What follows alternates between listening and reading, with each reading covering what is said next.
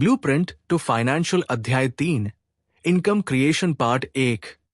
Financial freedom के लिए income क्यों सबसे महत्वपूर्ण है। नमस्कार दोस्तों, ब्लूप्रिंट टू फाइनेंशियल फ्रीडम के चैप्टर 3 में आपका स्वागत है। पिछले चैप्टर में हमने मनी माइंडसेट और फाइनेंशियल हैबिट्स के बारे में सीखा। हमने समझा कि पैसा कमाना जितना जरूरी है उतना ही जरूरी है उसे सही तरीके से मैनेज करना। अब हम फाइनेंशियल फ्रीडम के एक बहुत महत्वपूर्ण पिलर पर बात करेंगे, इनकम क्रिएशन। क्योंकि अगर आपकी इनकम लगातार कम है तो केवल खर्च कम करके बहुत बड़ी फाइनेंशियल फ्रीडम हासिल करना मुश्किल हो सकता है। इसलिए आज का हमारा फोकस है अपनी अर्निंग कैपेसिटी को कैसे बढ़ाया जाए और एक मजबूत इनकम सिस्टम कैसे बनाया जाए। 1. इनकम फाइनेंशियल फ्रीडम की फाउंडेशन है।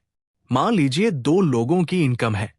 पहले व्यक्ति की इनकम 30,000 रुपए प्रति महीना है, दूसरे व्यक्ति की इनकम 1,50,000 रुपए प्रति महीना है।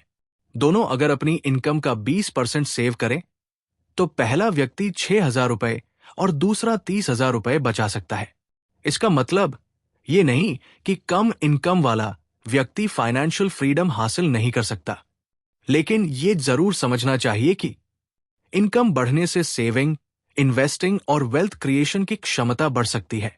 इसलिए फाइनेंशियल फ्रीडम के लिए आपको 2 चीजों पर साथ साथ काम करना चाहिए, expenses control plus income growth. 2. केवल खर्च कम करना पर्याप्त नहीं। हमने पिछले चैप्टर्स में एक्सपेंसेस कंट्रोल के बारे में सीखा, लेकिन खर्च को एक सीमा से ज्यादा कम नहीं किया जा सकता। आपको खाना पड़ेगा, घर का खर्च होगा, ट्रैवल और एजुकेशन की जरूरत होगी, फैमिली रिस्पॉन्सिबिलिटीज होंगी। इसलिए एक समय के बाद सवाल बदलना चाहिए, मैं कम खर्च कैसे करूं से मैं ज्यादा वैल्यू कैसे क्रिएट करूं। यही इनकम ग्रोथ की शुरुआत है। 3. आपकी इनकम आपकी वैल्यू से जुड़ी होती है।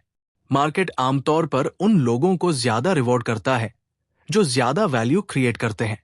यदि आप किसी बिजनेस की सेल्स बढ़ाते हैं तो आपकी स्किल वैल्यूबल है।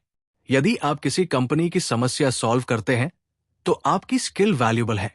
यदि आप लोगों को कोई महत्वपूर्ण सर्विस देते हैं तो आपकी स्किल वैल्यूबल है। इसलिए खुद से पूछिए, मैं ऐसी कौन सी समस्या सॉल्व कर सकता हूं जिसके लिए लोग पैसा देने को तैयार हों। यही सवाल आपकी इनकम ग्रोथ की दिशा बदल सकता है। 4. अपनी सबसे बड़ी एसेट को पहचानिए। आपकी सबसे बड़ी एसेट केवल आपका घर, कार या इन्वेस्टमेंट नहीं है। आपकी अर्निंग एबिलिटी भी एक महत्वपूर्ण एसेट है। अगर आपकी स्किल मजबूत है तो आप अलग अलग परिस्थितियों में इनकम जनरेट करने के अवसर तलाश सकते हैं। इसलिए हर साल अपने ऊपर इन्वेस्टमेंट कीजिए, नई स्किल सीखिए, कम्युनिकेशन बेहतर कीजिए, टेक्नोलॉजी समझिए, सेल्स सीखिए, AI और डिजिटल टूल्स का उपयोग सीखिए, फाइनेंशियल नॉलेज बढ़ाइए। 5. एक्टिव इनकम और पैसिव इनकम। इनकम को ब्रॉडली 2 तरीके से समझ सकते हैं। एक्टिव इनकम, जहां आपकी इनकम आपके काम करने से जुड़ी होती है, जैसे salary, professional fees, consulting, freelancing, business में आपका एक्टिव वर्क। पैसिव या इन्वेस्टमेंट लिंक्ड इनकम, जहां आपका कैपिटल या पहले से बनाया गया एसेट इनकम जनरेट करने में योगदान देता है, जैसे कुछ इन्वेस्टमेंट से मिलने वाली इनकम या अन्य एसेट बेस्ड कैश फ्लोज। लेकिन ध्यान रखें, पैसिव इनकम का मतलब हमेशा बिना काम के पैसा नहीं होता। कई इनकम सोर्सेज को शुरू करने में पहले बहुत समय, स्किल, कैपिटल या मेहनत लग सकती है। इसलिए सोशल मीडिया के इजी पैसिव इनकम वाले दावों से सावधान रहें। 6. मल्टीपल इनकम सोर्सेज क्यों? अगर आपकी पूरी फाइनेंशियल लाइफ केवल एक इनकम सोर्स पर निर्भर है तो रिस्क बढ़ सकता है। उदाहरण के लिए, यदि आपकी पूरी इनकम केवल सैलरी से आती है और किसी कारण से जॉब चली जाती है तो फाइनेंशियल प्रेशर बढ़ सकता है। इसलिए समय के साथ आप अपनी फाइनेंशियल सिचुएशन के अनुसार दूसरा इनकम सोर्स बनाने पर विचार कर सकते हैं। ये फ्रीलांसिंग हो सकता है, कंसल्टिंग हो सकती है, डिजिटल प्रोडक्ट हो सकता है, कंटेंट क्रिएशन हो सकता है, बिजनेस हो सकता है, इन्वेस्टमेंट इनकम हो सकती है। लेकिन शुरुआत में 10 इनकम सोर्सेज बनाने की कोशिश न करें। एक मजबूत इनकम सोर्स बनाइए, फिर धीरे धीरे दूसरा विकसित कीजिए। 7 स्किल स्टैक बनाइए। आज के समय में केवल एक स्किल पर्याप्त नहीं भी हो सकती। आप 2 या 3 कॉम्प्लीमेंट्री स्किल्स को जोड़कर अपनी मार्केट वैल्यू बढ़ा सकते हैं। उदाहरण के लिए, finance plus communication, finance plus content creation, sales plus digital marketing, teaching plus technology, design plus marketing. आपका स्किल कॉम्बिनेशन आपको अलग पहचान दे सकता है। इसे आप स्किल स्टैक कह सकते हैं। 8 अपनी इनकम का ऑडिट कीजिए। आज एक नोटबुक निकालिए और लिखिए, मेरी करंट इनकम। अब लिखिए, मेरी मुख्य इनकम सोर्स क्या है, मेरी सबसे वैल्यूएबल स्किल क्या है, मेरी कौन सी स्किल कमजोर है, मैं कौन सी स्किल सीख सकता हूं, मेरी इनकम अगले 12 महीनों में कितनी होनी चाहिए, और सबसे महत्वपूर्ण, मैं उस टारगेट तक पहुंचने के लिए क्या करूंगा। केवल टारगेट लिखना पर्याप्त नहीं है, उसके साथ एक्शन प्लान भी बनाइए। 9 इनकम ग्रोथ का 3 स्टेप फॉर्मूला।